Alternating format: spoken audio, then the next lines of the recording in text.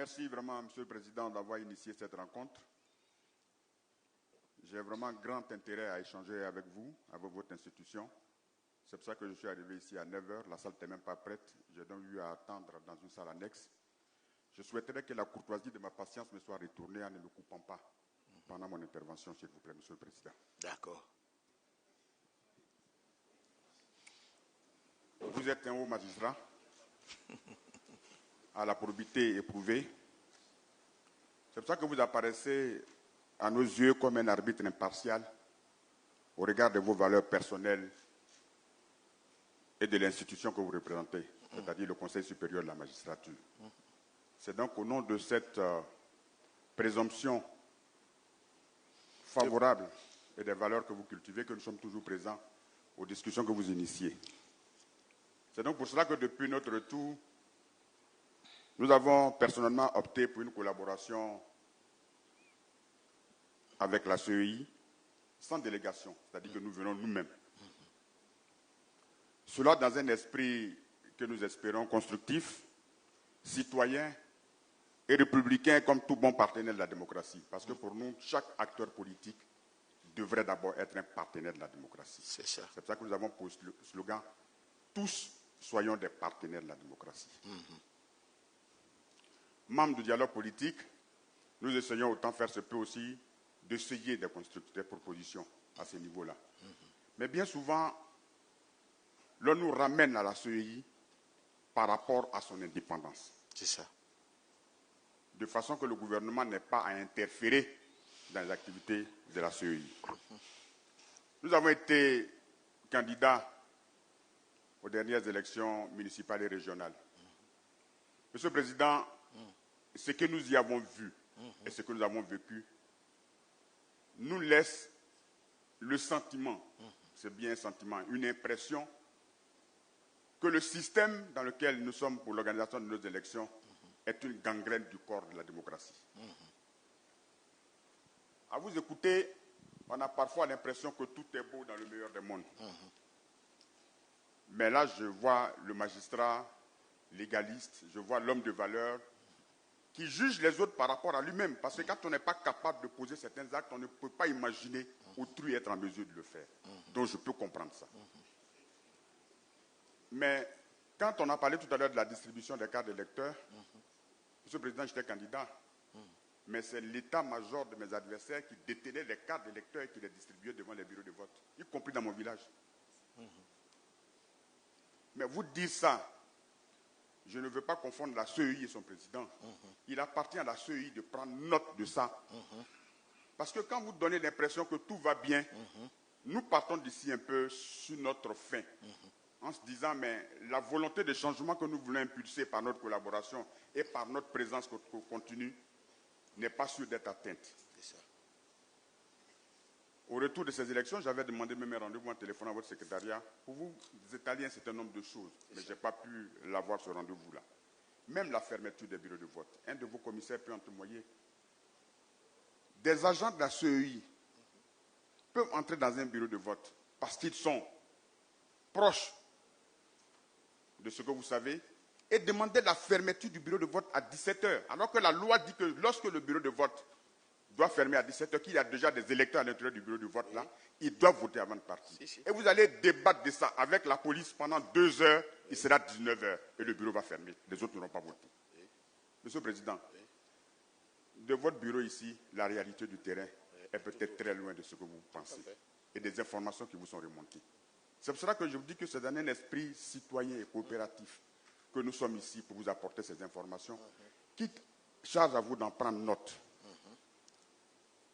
C'est pour ça que récemment, dans une démarche constructive et participative, des partis politiques se sont réunis et ont cru devoir lancer une réflexion à laquelle j'ai participé.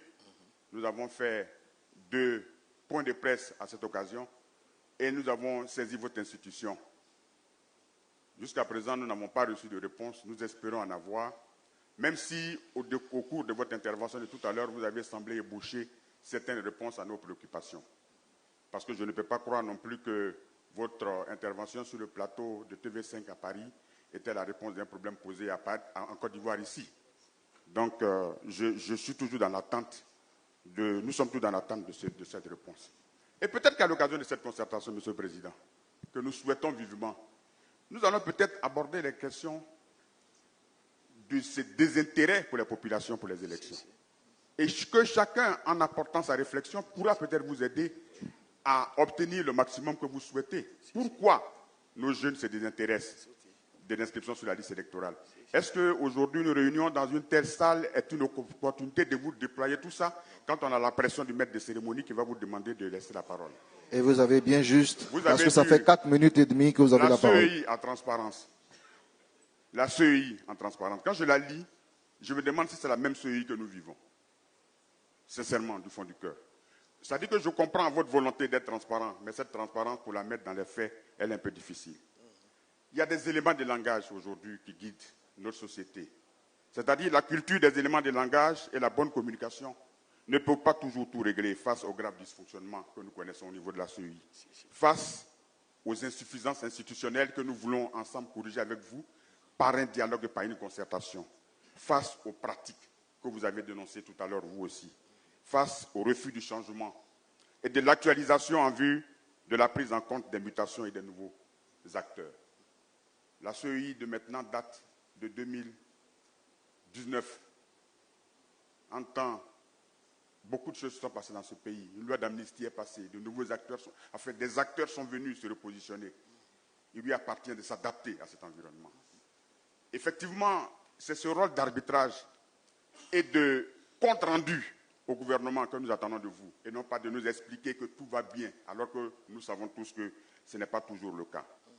Votre discours est certes rassurant, c'est vrai, et c'est votre devoir de nous rassurer, mais la réalité, quelquefois, nous rattrape.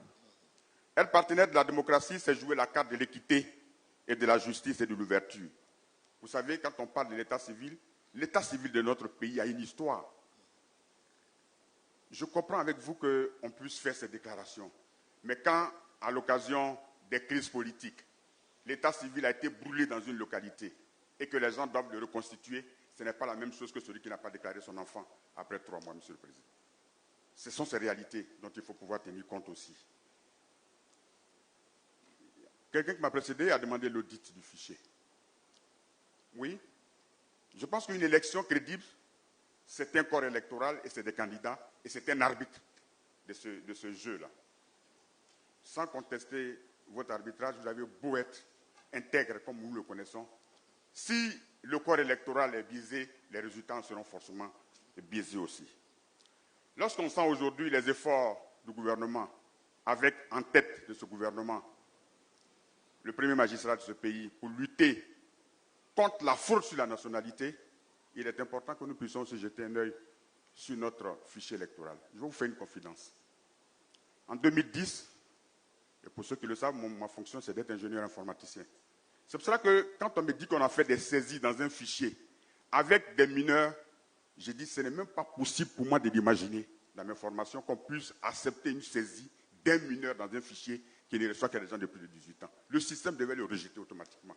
Avoir mis tant de temps pour découvrir ça, ça veut dire vraiment que le travail n'a pas été fait à la base de façon. En 2010, donc, nous avons eu la chance de croiser des fichiers, puisque les partis politiques avaient le fichier de la liste électorale qui était grise.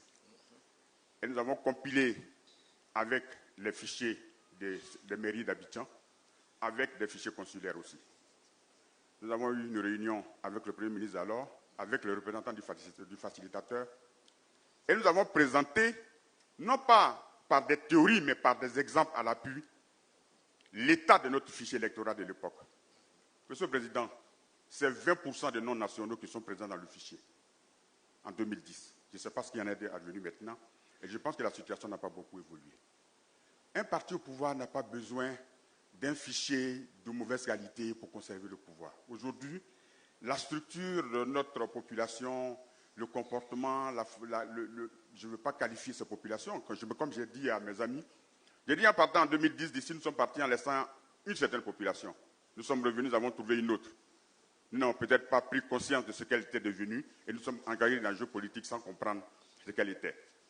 On n'a donc pas besoin aujourd'hui d'un fichier non à jour, d'un fichier pas fiable pour gagner les élections en Côte d'Ivoire. D'accord. Donc moi, ce que je souhaiterais, Monsieur le Président, c'est d'accepter cette concertation afin que nous puissions, comme dans toute entreprise qui se respecte et qui veut aller de l'avant, faire le point sur l'état de santé de ce fichier-là, afin de le rendre beaucoup plus crédible.